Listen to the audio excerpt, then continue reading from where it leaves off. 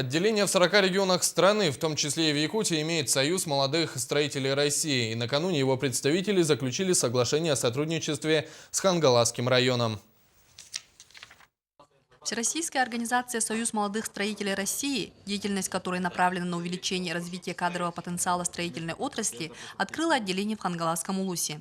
Хангаласский Улус является одним из наиболее удобных площадок для развития отрасли. Здесь расположены цементный завод, завод базальтовых материалов и другие.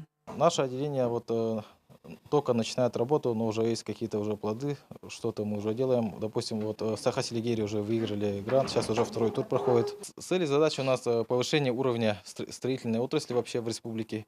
Председателем некоммерческого партнерства Союза молодых строителей в Хангаласском Улусе избран Игорь Николаев, работник строительного управления. Исполняющий обязанности главы Василий Афанасьев предложил строительному управлению Хангаласского Улуса взять шефство над молодежью и разработать один совместный проект. Возможно, это будет строительство домов в микрорайоне Молодежный. И это может способствовать привлечению молодежи также в строительную отрасль.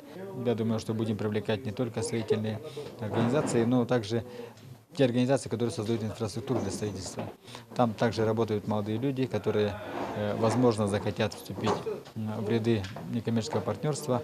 И от деятельности всех этих структур совместно взятых мы ожидаем большой синергетический эффект.